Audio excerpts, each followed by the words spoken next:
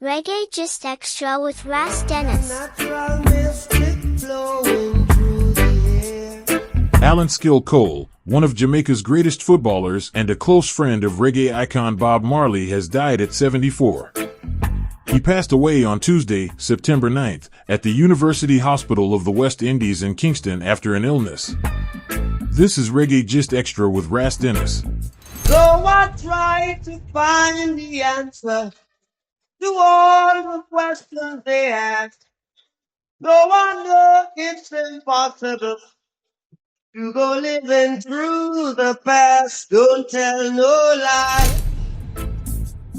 Born October 14, 1950, Cole became the youngest player called up to Jamaica's senior team at 15 and later played professionally in the U.S. and Brazil.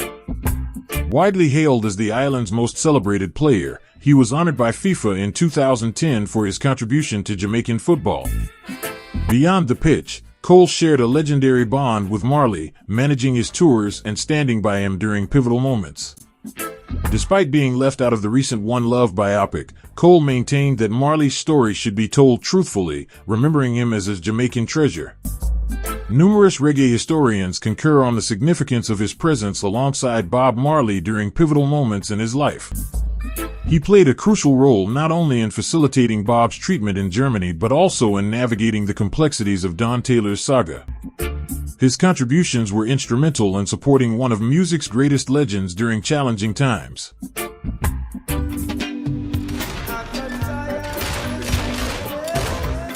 On December 3, 1976, Bob Marley survived an assassination attempt, thanks in large part to his manager, Don Taylor, who acted as a barrier between Marley and the assassins. Don Taylor, his manager, he took most of the shots that were meant for Bob. Almost 3 years later, in a hotel room in Gabon, Bob Marley confronted Don Taylor and assaulted him.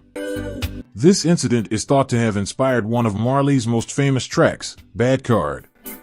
To shed light on the tense climate of violence and uncertainties surrounding Bob Marley, Don Taylor was called to testify about the near-fatal shooting of December 3, 1976. During his testimony, Taylor explained that the assassination attempt was triggered by a mixture of political tensions and other factors. He mentioned Allan Cole, who had been involved in a rigged horse race at Kingston's Cayman's racetrack. People believed Bob was behind the scheme because Allan was seen driving Bob's car. Allan had fixed the race and left with the money, leading others to think that Bob must have financed it, as Allan didn't have that kind of money. Taylor further stated that the perception that Bob supported the People's National Party, combined with a lawsuit against Clement Dodd for failing to pay Bob, all contributed to the motive for the assassination attempt. Taylor also recounts an incident from Africa. He had been working with a promoter who had given him deposits for two artists, Bob Marley and Jimmy Cliff. His office issued separate receipts for each artist. When they arrived in Africa, the promoter expressed his desire to cancel Jimmy Cliff's show and requested a refund. Taylor said he told him, "You are crazy," and the promoter then found a way to deceive Bob Marley, claiming that the money he had given Taylor for Jimmy Cliff was actually meant for Marley. Unfortunately, Bob believed him, which led to a confrontation where he physically attacked Taylor in front of others at the Intercontinental Hotel in Gabon. This incident occurred in 1980 and marked the beginning of their issues.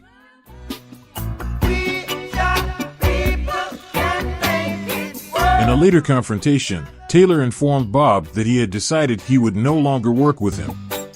His anger stemmed from feeling that Taylor alone had made him significant profits over the 6 years they worked together. Bob didn't take kindly to his defiance and called him one day to say, "Taylor, come over to the house. Let's work out our problems because I want you to continue working with me." Taylor went over to Bob's place, where he found Bob sitting by the pool. Bob said, "I hear you say you're not going to work for me again."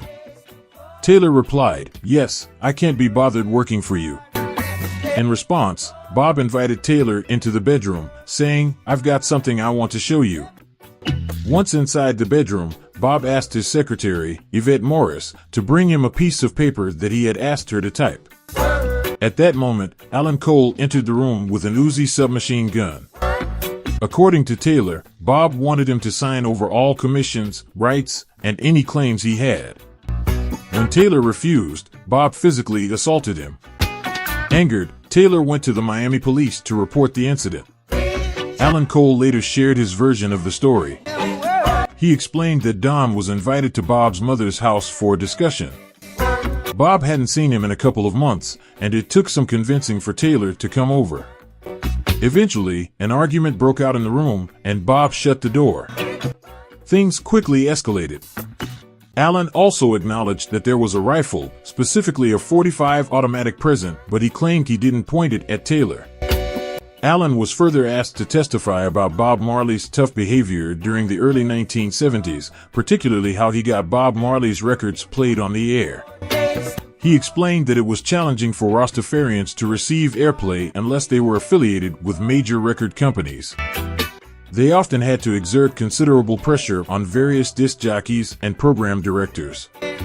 This sometimes involved intimidation, where they would threaten the personnel to ensure their records received airtime. Ted Powder, a sub-publisher who had worked for Federal Recording Studio, and Danny Sims from Cayman Music in Jamaica were among the victims of this pressure. Attorneys for both sides were fully aware that nothing could justify the menacing and violent behaviors exhibited by Bob Marley and his associates in their dealings with certain music publishing figures, and specific Jamaican disc jockeys.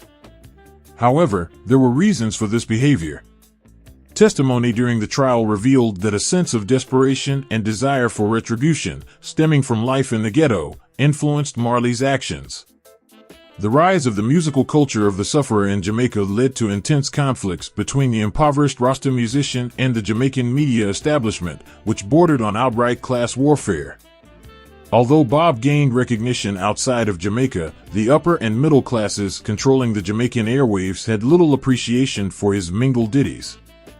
As Marley watched his music being repeatedly and systematically denied broadcast in his homeland, and as he saw his publishing revenues inexplicably withheld, he sought recourse through tactics reminiscent of the political tribalists, gangsters, and streetwise youths who had been his friends and adversaries since childhood.